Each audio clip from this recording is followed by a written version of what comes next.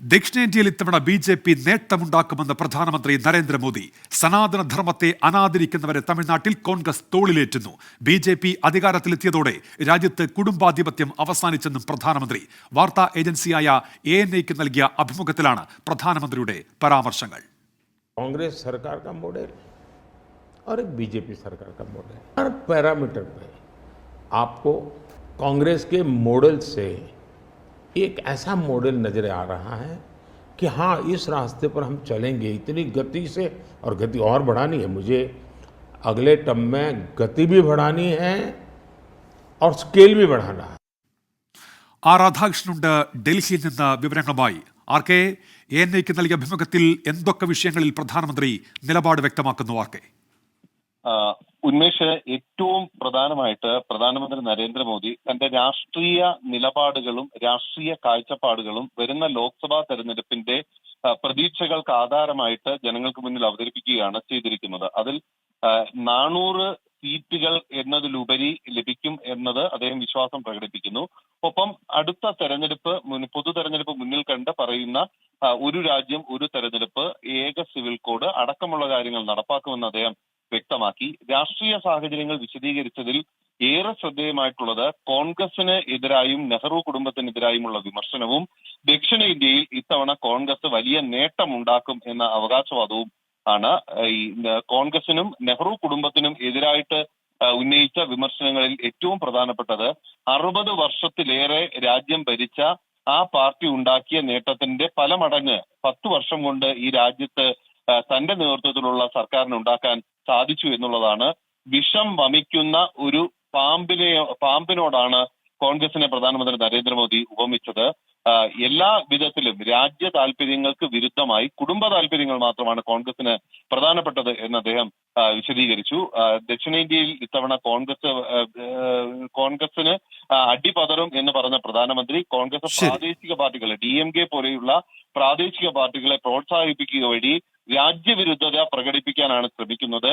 രാമന്റെ പേരിൽ ഏറ്റവും അധികം ഗ്രാമങ്ങളുള്ള നാടാണ് തമിഴ്നാട്. അവിടെ ഇല്ലാത്ത രാഷ്ട്രീയ സംസ്കാരത്തിന്റെ പേരിൽ മാറ്റി നിർത്താനായി നോക്കിയാൽ അത് BJPക്ക് വഴങ്ങില്ല. BJP അവിടെ നേട്ടമുണ്ടാക്കുക തന്നെ ചെയ്യുമെന്ന് പ്രധാനമന്ത്രി അവകാശപ്പെട്ടു. ശരി, രാധാകൃഷ്ണനാണ് ഡൽഹിയിൽ നിന്ന് വിവരങ്ങൾ നൽകിയത്. പ്രധാനമന്ത്രി ഇന്ന് കേരളത്തിൽ ഉണ്ടായിരുന്നു. മാസപ്പടി ആരോപണം ഉൾപ്പെടെ അദ്ദേഹം ഇന്ന് തന്റെ പ്രചാരണ യോഗത്തിൽ മുന്നോട്ട് വെച്ചു. കേരളത്തിലെ മുഖ്യമന്ത്രിയും മകളും അന്വേഷണം നേരിടുന്നു എന്നായിരുന്നു അദ്ദേഹത്തിന്റെ പരാമർശം.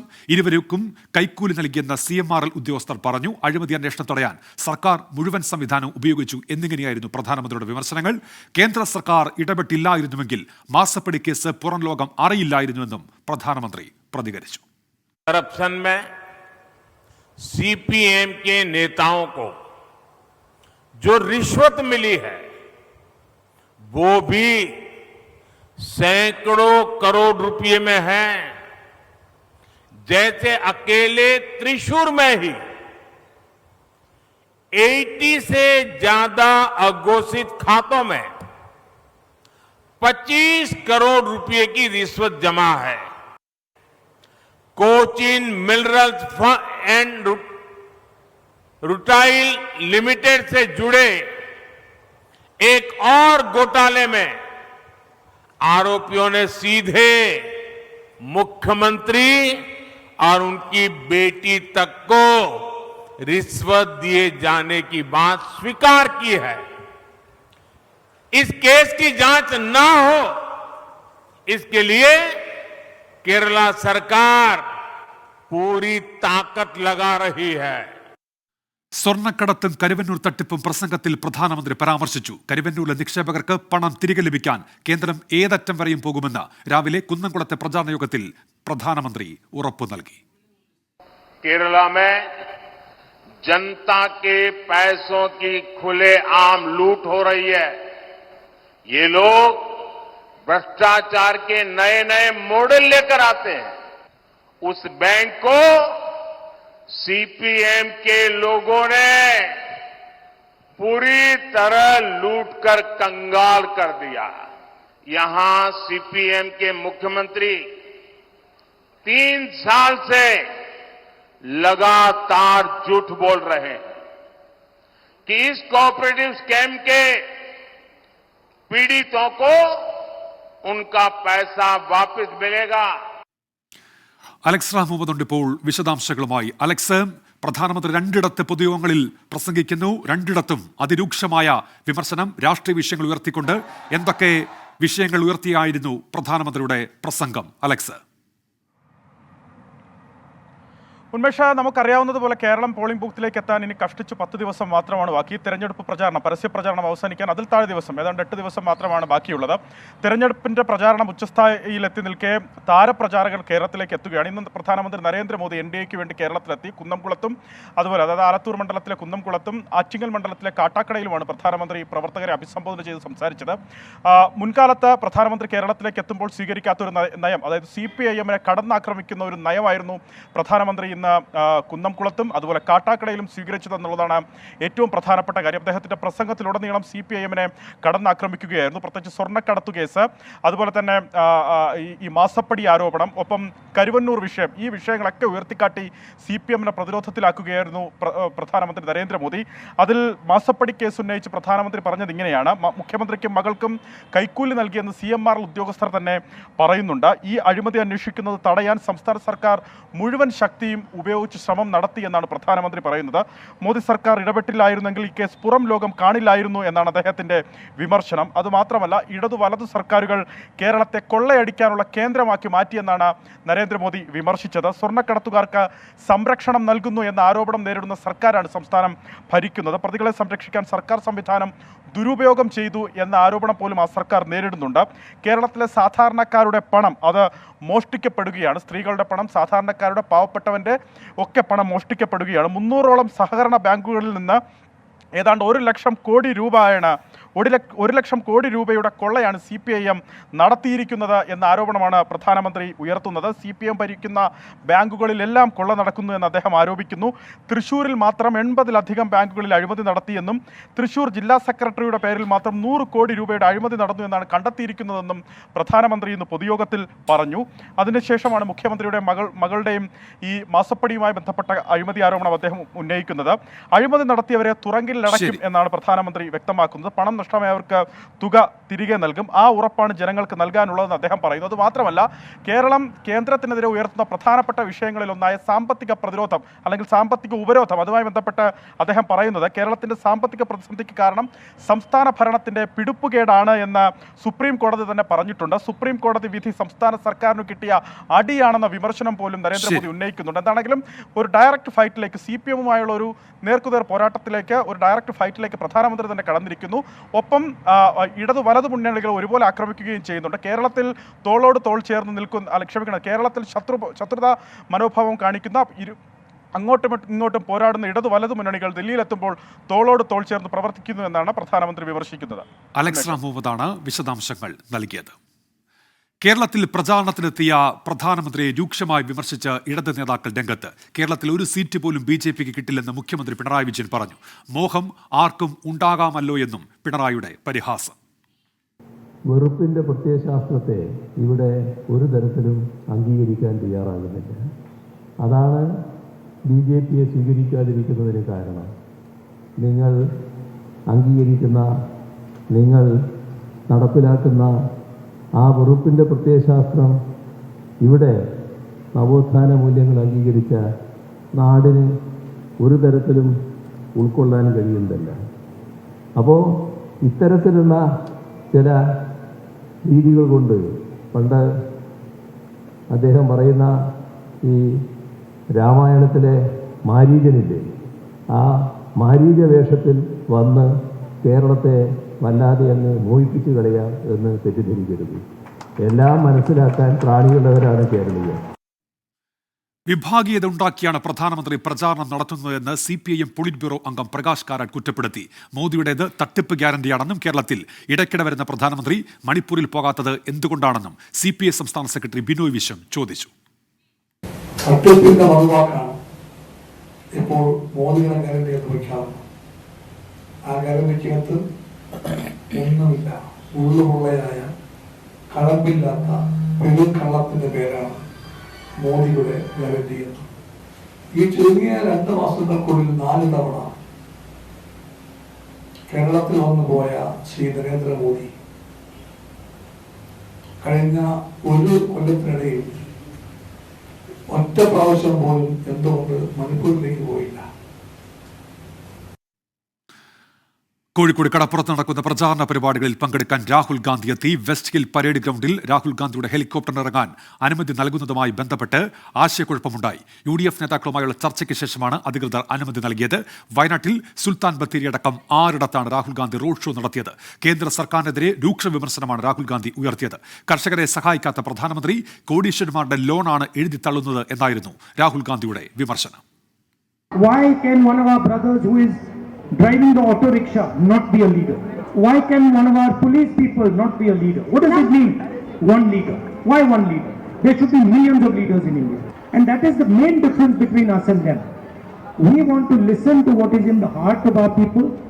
We want to love and respect their beliefs, their language, their religion, their culture, and they want to impose something from the top. We did not get freedom from the British to be colonized by the ideology of the RSS. We want India to be ruled by all her people. വിശദാംശങ്ങളുമായി ഇപ്പോൾ കോഴിക്കോട് നിന്ന് രാഹുൽ സുരേഷ് ചേരുന്നുണ്ട്. രാഹുൽ, കോഴിക്കോട്ട് രാഹുൽ ഗാന്ധിയുടെ പരിപാടി ആരംഭിച്ചിട്ടുണ്ടോ? വിവരങ്ങൾ. ഉന്മേഷ മലബാറിലെ തെരഞ്ഞെടുപ്പ് പ്രചാരണങ്ങൾക്ക് ആവേശം കുറിച്ചുകൊണ്ട് രാഹുൽ ഗാന്ധിയുടെ വിവിധ പരിപാടികൾ പുരോഗമിച്ചുകൊണ്ടിരിക്കുകയാണ്. ഇന്ന് രാവിലെ വയനാട് ജില്ലയിലെ വിവിധ റോഡ് ഷോകളിലും ജനസമ്പർക്ക പരിപാടികളിലും അദ്ദേഹം പങ്കെടുത്തു. കോഴിക്കോട് വൈകിട്ട് 6 മണിക്ക് വിക്രം മൈതാനിയിലെ ഹെലിപാഡിൽ അദ്ദേഹം ഹെലികോപ്റ്ററിൽ ഇറങ്ങി. തുടർന്ന് 1 മണിക്കൂർ നേരത്തെ വിശ്രമത്തിന് ശേഷം ഏതാണ്ട് 7 മണിക്ക് ശേഷമാണ് നമ്മളിപ്പോൾ ഉള്ള കോഴിക്കോട് കടപ്പുറത്തെ പരിപാടിയിൽ പങ്കെടുക്കാൻ പോകുന്നത്. ഇപ്പോൾ വിവിധ നേതാക്കൾ സംസാരിച്ചുകൊണ്ടിരിക്കുകയാണ്. അടുത്ത സമയത്തിനുള്ളിൽ തന്നെ ഏതാണ്ട് 7 മണിയോടുകൂടി തന്നെ രാഹുൽ ഗാന്ധി കടപ്പുറത്തെ ഈ പരിപാടിയിൽ എത്തുമെന്നാണ് നമ്മൾ പ്രതീക്ഷിക്കുന്നത്. കോഴിക്കോട് ജില്ലാ കോൺഗ്രസ് കമ്മിറ്റിയാണ് UDFന്റെ പ്രചാരണ യോഗം ഇവിടെ സംഘടിപ്പിച്ചിട്ടുള്ളത്. പ്രധാനമായും വടകര, കോഴിക്കോട്, മലപ്പുറം തുടങ്ങിയ 3 ലോക്സഭാ മണ്ഡലങ്ങളിലെ പ്രചാരണ പരിപാടികളാണ് ഇവിടെ നടക്കാൻ പോകുന്നത്. ഇതിൽ പ്രധാനമായും കോഴിക്കോട് മണ്ഡലത്തെ സംബന്ധിച്ചിടത്തോളം പൗരത്വ ഭേദഗതിയിൽ ഊന്നിയുള്ള പ്രചാരണമാണ് LDFന്റെ ഭാഗത്തു നിന്നും പുരോഗമിക്കുന്നത്. അതോടൊപ്പം തന്നെ പൗരത്വ ഭേദഗതിയാണ് എല്ലാ പാർട്ടികളും ലക്ഷ്യം വെക്കുന്നതും. അതുകൊണ്ട് രാഹുൽ ഗാന്ധിയുടെ ഭാഗത്തു നിന്നും പൗരത്വ ഭേദഗതിയുമായി ബന്ധപ്പെട്ട് പ്രതികരണം CPM-നും BJP-ക്കും അതിനുള്ള മറുപടി ഇവിടെ ഉണ്ടാകുമെന്നാണ് എല്ലാവരും കാത്തിരിക്കുന്നത്. മറ്റൊരു പ്രധാനപ്പെട്ട കാര്യം, കോഴിക്കോട് ബീച്ചിൽ ഏതൊരു പരിപാടി സംഘടിപ്പിച്ചാലും കൊടിതോരണങ്ങൾ പാറിപ്പറക്കേണ്ട ഒരു സ്ഥലം കൂടിയാണ്. പക്ഷേ ഇവിടെ യാതൊരു UDF-വുമായി ബന്ധപ്പെട്ട കൊടിതോരണങ്ങൾ ഒന്നും തന്നെ ഇവിടെയും ഇല്ല. വയനാടിന് സമാനമാണ് കോഴിക്കോട്ടും കാര്യങ്ങൾ എന്ന് തന്നെയാണ് നമുക്ക് അതിൽ നിന്നും വ്യക്തമാവുന്നത്. സ്ഥാനാർത്ഥികളുടെ പോസ്റ്ററുകൾക്ക് അപ്പുറത്തേക്ക് ഒരു കൊടിതോരണങ്ങളും ബീച്ചിലും ഇല്ല. അതോടൊപ്പം കൂടുതൽ ആളുകൾ, 10,000-കണക്കിന് ആളുകളാണ് കോഴിക്കോട് ബീച്ചിലേക്ക് എത്തിയിട്ടുള്ളത്. 3 ലോക്സഭാ മണ്ഡലങ്ങളിലെ ആളുകൾ, വയനാട് മലപ്പുറം, കോഴിക്കോട്, വടകര 3 ലോക്സഭാ മണ്ഡലങ്ങളിലെ ആളുകൾ ഇവിടേക്ക് എത്തിയിട്ടുണ്ട്. എന്നാണെങ്കിലും രാഹുൽ ഗാന്ധിയുടെ പ്രസംഗത്തിന് വേണ്ടി എല്ലാവരും കാത്തിരിക്കുകയാണ്. രാഹുൽ ഗാന്ധിക്ക് പുറമെ പ്രതിപക്ഷ നേതാവ് VD സതീശൻ, പാണക്കാട് സാദിഖ് അലി തങ്ങൾ, മുതിർന്ന UDF നേതാക്കളായ MM ഹസൻ, രമേശ് ചെന്നിത്തല ഉൾപ്പെടെയുള്ള നേതാക്കളും ഇവിടേക്ക് എത്തിയിട്ടുണ്ട്. എന്താണെങ്കിലും അല്പസമയത്തിനുള്ളിൽ രാഹുൽ ഗാന്ധിയുടെ പരിപാടി കോഴിക്കോട് കടപ്പുറത്ത് ആരംഭിക്കും. അതിനുള്ള പ്രതീക്ഷയിൽ തന്നെയാണ് ആളുകളെല്ലാം തന്നെ. രാഹുൽ സുരേഷാണ് കോഴിക്കോട് നിന്ന് വിശദാംശങ്ങൾ നൽകിയത്. രാഹുൽ ഗാന്ധിയുടെ പരിപാടിക്ക് കോഴിക്കോട് തുടക്കമാവുകയാണ്. കരുവന്നൂർ സഹകരണ ബാങ്ക് തട്ടിപ്പ് വിഷയത്തിൽ പ്രധാനമന്ത്രിക്ക് മറുപടിയുമായി മുഖ്യമന്ത്രി. തട്ടിപ്പ് ശ്രദ്ധയിൽപ്പെട്ട ഉടൻ തന്നെ സഹകരണ വകുപ്പ് അന്വേഷണത്തിന് ഉത്തരവിട്ടു. സഹകരണ വകുപ്പ് കുറ്റക്കാർ എന്ന് കണ്ടെത്തിയവരെയാണ് എൻഫോഴ്സ്മെന്റ് ഡയറക്ടറേറ്റും കുറ്റക്കാരെന്ന് കണ്ടെത്തിയത്. ഒരു സ്ഥലത്ത് നടന്ന ക്രമക്കേടിന്റെ പേരിൽ എല്ലായിടത്തും കുഴപ്പമാണ് എന്ന തരത്തിലുള്ള പ്രചാരണത്തോട് യോജിക്കാനാകില്ലെന്ന് മുഖ്യമന്ത്രി പറഞ്ഞു. നമ്മുടെ ഇവിടുത്തെ ജില്ലാ സെക്രട്ടറിക്ക് 100 കോടി രൂപയിലധികം സ്വത്തുണ്ട് എന്ന് അവിടെ പറയുകയില്ല. എന്തൊരു പരിഹാസ്യമായ നിലയാണെന്ന്. MM വർഗീസ് ശതകോടീശ്വരനായി എന്ന് പറഞ്ഞാൽ അത് പെട്ടെന്ന് തന്നെ നാട്ടിൽ വിലപ്പോകുന്നതാണോ കരുതുന്നത്? ആ സ്വത്ത് ഏതാ? നമ്മുടെ ബ്രാഞ്ച് ഓഫീസ് മുതൽ ജില്ലാ കമ്മിറ്റി ഓഫീസ് വരെ നാട്ടിലാകെ കടന്നു കിടക്കുന്ന ഒരുപാട് സ്ഥലവും ഓഫീസും ഉണ്ട് പാർട്ടിയുടെ പേരിൽ.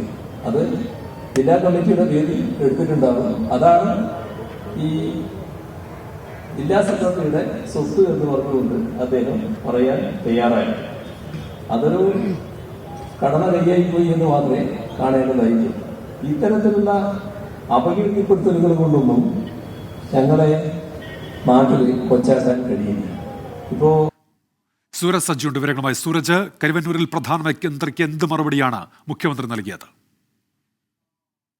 കാലത്ത് ഈ കരിവന്നൂർ വിവാദവുമായി ബന്ധപ്പെട്ടുകൊണ്ട് മുഖ്യമന്ത്രി നൽകിയ ഷാർപ്പായിട്ടുള്ള മറുപടിയാണ് ഇന്ന് തൃശ്ശൂരിൽ ഉണ്ടായിരിക്കുന്നത്. പ്രധാനമന്ത്രി ഇന്ന് രണ്ടിടങ്ങളിൽ, അതായത് തൃശ്ശൂർ കുന്നംകുളത്തും അതുപോലെ തന്നെ തിരുവനന്തപുരത്തെ വേദിയിലും ഈ കരിവന്നൂർ ബാങ്കുമായി ബന്ധപ്പെട്ടുകൊണ്ട് പറഞ്ഞ കാര്യങ്ങൾക്കെല്ലാം തന്നെ എണ്ണി മുഖ്യമന്ത്രി മറുപടി പറയുന്ന ഒരു കാഴ്ചയാണ് ഉണ്ടായത്. കരിവന്നൂർ ബാങ്കുമായി ബന്ധപ്പെട്ടുകൊണ്ട് ഈ വിവാദം ഉയർന്ന സമയത്ത് തന്നെ ആദ്യ അന്വേഷണം നടത്തിയത് ഈ സഹകരണ വകുപ്പാണ്. തുടർന്ന് ആ വിഷയവുമായി ബന്ധപ്പെട്ടുകൊണ്ട് ഈ സ്വത്തുക്കൾ കണ്ടുകെട്ടുന്ന അടക്കമുള്ള നടപടികളിലേക്ക് സഹകരണ വകുപ്പ് പോയിരുന്നു എന്നുള്ളതാണ് ചൂണ്ടിക്കാണിക്കുന്നത്. അതോടൊപ്പം തന്നെ പ്രത്യേക പാക്കേജ് നടപ്പാക്കിക്കൊണ്ട് ഈ നിക്ഷേപകർക്ക് പണം മടക്കി നൽകാനുള്ള നടപടി ഉണ്ടായി. അതോടൊപ്പം തന്നെ ഈ ബാങ്കിനെ പുനരുജ്ജീവിപ്പിക്കുന്നതിനുള്ള നടപടി എല്ലാം ഉണ്ടായി. പക്ഷേ പ്രധാനമന്ത്രിയുടെ പ്രസ്താവന ഈ സഹകരണ മേഖലയിൽ ആകെ കുഴപ്പമാണ് എന്ന് വരുത്തി തീർക്കാനുള്ള ഒരു ശ്രമമാണ് ഇപ്പോൾ ഉണ്ടായിരിക്കുന്നത്.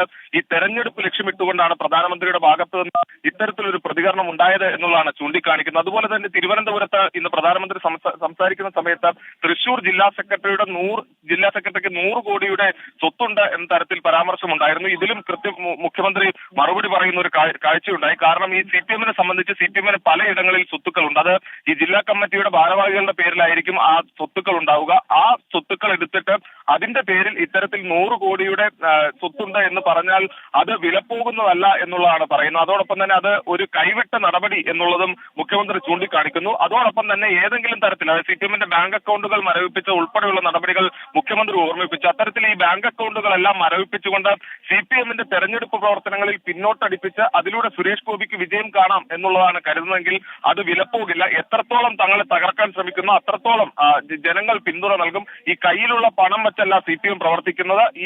ഈ പണം ബാങ്ക് അക്കൗണ്ടുകളെല്ലാം മരവിപ്പിച്ചുകൊണ്ട് ബുദ്ധിമുട്ടിക്കാനാണ് ശ്രമിക്കുന്നതെങ്കിൽ ആ ബുദ്ധിമുട്ടിക്കുന്നതിനനുസരിച്ച് ജനങ്ങൾ കയ്യിൽ പണം തന്നുകൊണ്ട് ഈ തെരഞ്ഞെടുപ്പ് പ്രവർത്തനങ്ങളുമായി മുന്നോട്ട് കൊണ്ടുപോകാൻ CPM-നെ സഹായിക്കും എന്ന തരത്തിൽ വലിയ രീതിയിൽ പ്രധാനമന്ത്രിക്ക് രൂക്ഷമായ രീതിയിൽ പ്രധാനമന്ത്രിക്ക് മറുപടി നൽകുന്ന ഒരു സാഹചര്യമാണ് ഇന്ന് തൃശ്ശൂരിലെ വേദിയിൽ ഉണ്ടായത്. ഉന്മേഷ്, സൂരജ് സജ്ജിയാണ് വിശദാംശങ്ങൾ നൽകിയത് തൃശ്ശൂരിൽ നിന്നും. ഇനി സ്ഥാനാർത്ഥികൾ പറയുന്നത് കേൾക്കാം. വോട്ടോഗ്രാഫ്.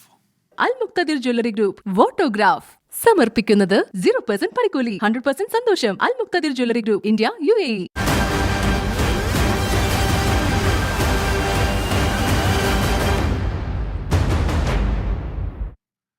വികസന കാഴ്ചപ്പാടിൽ ബഹുദൂരം മുന്നിലാണ് കാസർഗോഡ് മണ്ഡലത്തിലെ 3 സ്ഥാനാർത്ഥികളും. ജില്ലയിലെ ആരോഗ്യരംഗത്തെ പോരായ്മകൾ ചൂണ്ടിക്കാട്ടിയാണ് സ്ഥാനാർത്ഥികളുടെ പ്രചാരണം. എയിംസ് തന്നെയാണ് പ്രധാന പ്രചാരണായുധം. കേന്ദ്ര സംസ്ഥാന സർക്കാരുകൾ കാസർഗോട്ടെ വികസന സ്വപ്നങ്ങൾക്ക് തടയിടുന്നു എന്ന ആക്ഷേപം നിലവിലെ എംപിക്കുണ്ട്. കഴിഞ്ഞ 5 വർഷക്കാലം കാര്യമാത്ര പ്രസക്തമായ ഒരു വികസനവും നടക്കാത്തൊരു മണ്ഡലമാണ്. ഒന്ന്, റെയിലിൻ്റെ പ്രശ്നമാണ് കാര്യമായിട്ടുള്ളത്. ഒരുപാട് സ്റ്റോപ്പ് പല സ്ഥലത്തും വേണം. പുതിയ വണ്ടികൾ എന്തായാലും കാസർഗോഡ് ഭാഗത്തേക്ക് വരേണ്ടതാണ്. കാഞ്ഞങ്ങാട് കാണിയൂർ പാത എന്ന് പറയുന്നത് ഇപ്പോഴും ഒരു സ്വപ്നമായിട്ട് നിൽക്കുകയാണ്. പിന്നെയുള്ളത് മേൽപ്പാലങ്ങളാണ്. എൻഡോസൾഫാൻ രോഗികൾക്ക് കരുണാകരൻ MP ഉണ്ടാകുമ്പോഴാണ് കുറേയധികം ആനുകൂല്യങ്ങൾ വാങ്ങിച്ചു കൊണ്ടു കൊടുത്തിട്ടുള്ളത്. കേന്ദ്ര ഗവൺമെൻറ് ഇടപെടേണ്ട പ്രശ്നം ഇതിനകത്തുണ്ട്. കാരണം സുപ്രീം കോടതിയുടെ വിധി തന്നെ കമ്പനിയിൽ നിന്ന് തുക ഈടാക്കി ഈ പാവപ്പെട്ട ജനവിഭാഗത്തിന് കൊടുക്കണം എന്നുള്ളതാണ്. എന്നെ സംബന്ധിച്ചിടത്തോളം ഞാൻ ജില്ലാ പഞ്ചായത്ത് പ്രസിഡൻ്റായിരുന്ന സന്ദർഭത്തിലാണ് എൻഡോസൾഫാൻ വിക്ടിം റെമഡിയേഷൻ സെല്ലെന്ന് പറഞ്ഞൊരു സെല്ല് തന്നെ ആരംഭിച്ചിട്ടുള്ളത്. അത് ഫലപ്രദമാക്കി മുമ്പോട്ട് പോയി ഈ എൻഡോസൾഫാൻ രോഗികളുടെ ഇന്നത്തെ അവശതകൾക്ക് സ്ഥായിയായ പരിഹാരം കാണാൻ വേണ്ടിയുള്ള നടപടികൾ സ്വീകരിക്കണം. ഇവിടെ സംസ്ഥാന സർക്കാരേ ചെയ്തുള്ളൂ. എൻഡോസൾഫാൻ രോഗികൾക്ക് സംസ്ഥാന സർക്കാർ എത്രവിധ ആനുകൂല്യങ്ങളാണ് നൽകിയിട്ടുള്ളത്. അതുപോലെ തന്നെ ഏതെല്ലാം തരത്തിലുള്ള ആനുകൂല്യങ്ങൾ നൽകി. എന്താ കേന്ദ്ര സർക്കാരിന് ഇടപെടിപ്പിക്കാൻ വേണ്ടി കഴിയാത്തത്? എല്ലാ MP-മാർക്കും 17 കോടി, എനിക്ക് 19 കോടി. P. കരുണാകരൻ ചെലവാക്കാതെ വെച്ചിട്ട് പോയ 2.5 കോടിയോട് ചേർത്ത് 19 കോടി. ആ 19 കോടിയും ചെലവാക്കിയ ലിസ്റ്റ് തരാം. അതുകൂടാതെ 696 കോടി വികസനം കൊണ്ടുവന്നു. എൻ്റെ ഒരു ചിരകാല സ്വപ്നം കാസർഗോഡ് എൻഡോസൾഫാൻ്റെ ഇരകളെ രക്ഷിക്കണമെങ്കിൽ എയിംസ് ഇവിടെ കൊണ്ടുവരണം. മുഖ്യമന്ത്രിക്ക് ഒരേ ഒരു വാശി, പുള്ളിയുടെ മകളുടെ ഭർത്താവ് റിയാസ് കോഴിക്കോട്ടുകാരനായുണ്ട്, കിനാലൂർ വേണം. കേന്ദ്രം 200 ഏക്കർ സ്ഥലം ആവശ്യപ്പെട്ടു. പുള്ളി 190 ഏക്കറേ കൊടുത്തിട്ടുള്ളൂ. ഞങ്ങളത് കണ്ടുപിടിച്ച് കൊടുത്തിട്ടുണ്ട്. അതുകൊണ്ട് കോഴിക്കോട്ട് പുള്ളിയുടെ പൂതി നടപ്പിലാവാൻ പോകുന്നില്ല. കാസർഗോഡാണ് ഇത് കിട്ടേണ്ടതെന്ന് കേരളത്തിലെ ഒരു മലയാള പത്രം, 14 എഡിഷനുള്ള മലയാള പത്രം, 14 എഡിഷനിലും എഡിറ്റോറിയൽ എഴുതി കേരളത്തിൽ എവിടെങ്കിലും എയിംസ് സ്ഥാപിക്കുന്നെങ്കിൽ കാസർഗോഡ് വേണം. ടൂറിസത്തിന് അനന്ത സാധ്യതകളുള്ള നാടാണ് ഈ നാട്. അതിന് ഒരുപാട് പ്രോജക്റ്റുകൾ എൻ്റെ മനസ്സിലുണ്ട്. അതിലേറ്റവും പ്രധാനപ്പെട്ടതാണ് പെരിയയിൽ ഒരു എയർ സ്ട്രിപ്പ് കൊണ്ടുവരിക എന്നുള്ളത്. ഇവിടെ നമുക്ക് കാസർഗോഡ് മണ്ഡലത്തിലെ നമുക്ക് ഫസ്റ്റ് ആൻഡ് ഫോർമോസ്റ്റ് നമുക്ക് വേണ്ടത് മൾട്ടി സ്പെഷ്യാലിറ്റി ഹോസ്പിറ്റലാണ്. നമുക്കിവിടെ അറിയാം ഒരു എന്തെങ്കിലും എമർജൻസി കേസ് വന്നു കഴിഞ്ഞാൽ നമുക്ക് തൊട്ടടുത്തുള്ള കർണാടകനെ ആശ്രയിക്കുന്നുള്ളത്. നമുക്കൊരു സാധാരണമായിട്ടുള്ള ഒരു മിനിമം ഒരു ഹോസ്പിറ്റൽ വ്യവസ്ഥ പോലും ഇവിടെ ഇല്ല. അപ്പോൾ ഫസ്റ്റ് ഞാൻ ഇവിടെ ജയിച്ച് വന്നു കഴിഞ്ഞെങ്കിൽ എയിംസ് കൊണ്ടുവരാനാണ് ഞാൻ തീരുമാനിച്ചിട്ടുള്ളത്. അതിലേക്ക് വേണ്ടിയിട്ട് നമുക്ക് വേണ്ടിയ സ്ഥലങ്ങൾ എല്ലാം അന്വേഷിച്ചുകൊണ്ടുണ്ട്. LDF പിന്നെ UDF പറഞ്ഞ പോലെ ചെയ്യുമെന്ന് പറഞ്ഞിട്ട് ബാക്കി വെക്കുന്നല്ല. ഇത് മോദിജിയുടെ ഗ്യാരണ്ടി എൻ്റെ ഉറപ്പാണ്. ഇവിടെ ഞാൻ ജയിച്ച് വന്നു കഴിഞ്ഞെങ്കിൽ എയിംസ് കൊണ്ടുവരും. വേറെ സ്ഥലത്തിലെല്ലാം MP-മാർ BJP MP-മാർ പോയിട്ട് അവിടെ എടുക്കുന്ന ഡെവലപ്മെന്റ് സാധനമുണ്ട്. ഇവിടെ മാത്രമാണോ സ്റ്റോപ്പ് ആക്കുന്നത്? നമുക്ക് ഒരു BJPക്ക് MP MLA ഇല്ലാത്ത സ്ഥലത്തും പോലും നമുക്ക് ഇൻഫ്രാസ്ട്രക്ചർ ഡെവലപ്മെന്റ് വേണ്ടിയിട്ട് ഇപ്പോൾ ഹൈവേ 6 ലൈൻ ആക്കിയിട്ട് തന്നു. അതേപോലെ കാസർഗോഡിന്റെ ഹാർബർ ഡെവലപ്മെന്റ് വേണ്ടിയിട്ട് 50 crores കൊടുത്തിട്ടുണ്ട്. അതേപോലെ നമുക്ക് കാസർഗോഡ് റെയിൽവേ സ്റ്റേഷൻ അപ്ഗ്രേഡേഷൻ വേണ്ടിയിട്ട് നമുക്ക് 24 crores കൊടുത്തിട്ടുണ്ട്. എങ്ങനെയാണ് തടസ്സം വരുന്നുള്ളത്? അതേ പറയുന്നല്ലേ, LDF പിന്നെ UDF ബായ് എടുത്തെങ്കിൽ പച്ചക്കളം പറയുന്നതാണ്. ഇന്ന് സംഭവിച്ച പൂർത്തിയാകുന്ന ഇലക്ഷൻ സ്റ്റണ്ടാണ്. S. വിജയകുമാറും പ്രജിത് സി കണ്ണനും എത്തും. നമസ്കാരം.